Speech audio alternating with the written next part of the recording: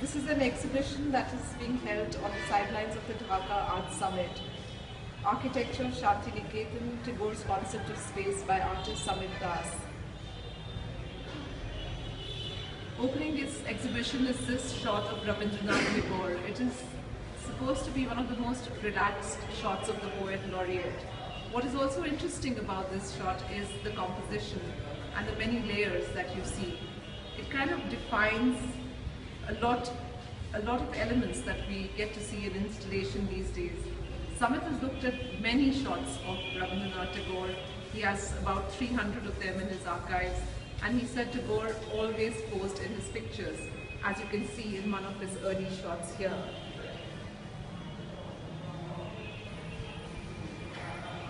But what we are looking at is more than just space. What Samit is trying to understand is how space impacts a person's life, his writing, his art,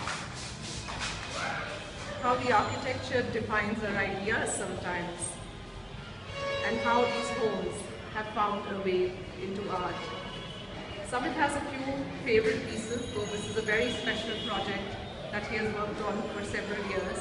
He's about to tell me a little bit more about why he got started on this.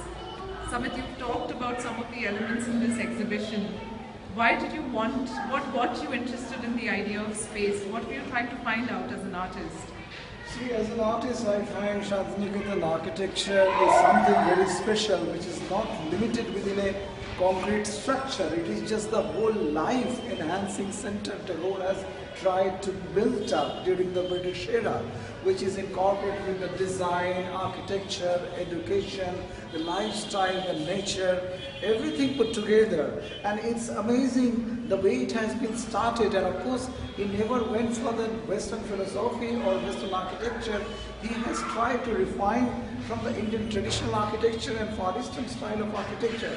Here I can show you the most favorite one of Tagore's space in Santiniketan premises. It's one of the favorite room in the Udayan houses. There's a 5-house cluster in Uttarayan premises, and this is one of the favorite room of Tagore in Udayan 2nd floor.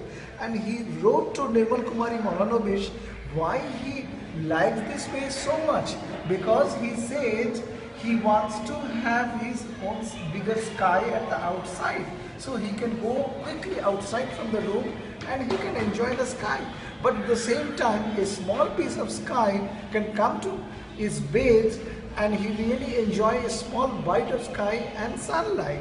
This is one of the stunning image and space Tagore has explained his own way. There is a proper and authentic letter on it. There's another image I will share with you. It's incredible. I mean, probably that's the way the whole split level architecture happened in Santiniketan. It's in the Shurul estate, one of his estate's house, and you see, Tagore has been always very conscious, but here there's some very rare picture where Tagore is relaxed and not very conscious with the camera. And you see how it's a split level, the steps of happen over here, the suitcase over the suitcase, 3 suitcase layers, 2 benches layer, and he's just surrounded with all this thing. And he come to the Santiniketan architecture, even this side, even in his drawing, you can see how the split level works here. You know, even in his big drawing of a head, how the architectural feeling is there. At the same time, one of his house in Uttarayan cluster, it's called Kodak. And 14 split level steps are there and rooftops are there. And whole day, at least one room gets sunlight entire day. This is an amazing space, and it's the elongated kind of a space where Tagore's dance drama has performed many times, and he used to live here even. It has started from the mud house and later on it's shaped like this. And this is the last house in Uttarayan premises, that's called Udichi. I think Udichi is one of the best example of 2-story houses and for small family even. It's incredible, the little balcony, the sitting corner, bedroom, the private and public space, everything there. In Santiniketan architecture, there are another interesting thing is that the two kind of architecture they have developed. One is the institutional building and another is the Tagore's own residence. And institutional building starts from here Just imagine those days classes used to happen under a tree, and you could imagine tree could be in architecture and it's incorporated with the education system, and nature is always there. And from that stage, slowly the whole concept of architecture has developed in Santiniketan, and the style has been refined. It's like the smoke chimney. Nobody would imagine the smoke chimney is shaped like this, and it is inspired from Arjun temple of the Java. And at the same time, you see the flow of light and shadow in this photograph. At the same time, you see the doodlings of Tagore writing. It's one of his poems, and he made his doodling like this. How the flow is going. You see, the whole structure is a visual illusion is always there. And these are the makers of Santiniketan. They have really executed Tagore's thought. The main person, Surendranath Kaur, Arthur Geddes, Andre Karples, Nandalal Bose, Ramkinkar Bej, Leonard Knight Elmhurst, and in construction Birendra Mohan Singh, and of course Patrick Geddes, the famous Scottish town planner and environmentalist, and this is Rabindranath Tagore's own son. This amazing many houses, 50% concrete work and 50% wood work, which is contemplating each other. Without that, probably Santiniketan architecture never ever completed. Again, you see some of the architecture Tagore has drawn. Even one cannot say it's a Shamoli, but the resemblance is there.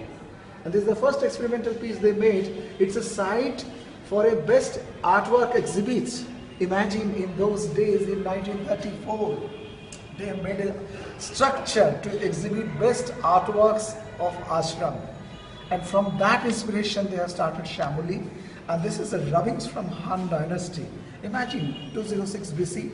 Very similar facades, but Shamoli has his own character, and Tagore has written a big poem why he wants Shamoli as a mud house. And I have started this exhibition from his birthplace and where he was rested his last breath.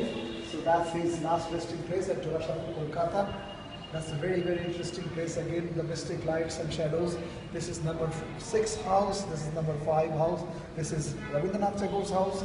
This is the house for Avanindranath, Bhaganindranath, and Shaurindranath. The major Bengal revivalistic movement, the Sokakuda Taikan and Hisida, everybody came here. And this is something, the Jorashaku house, number 6 house, where the Tagore residence, and you see how conscious he was from that age even.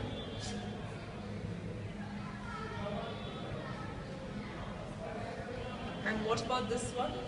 This is his drawing room in Jorashaku, Kolkata.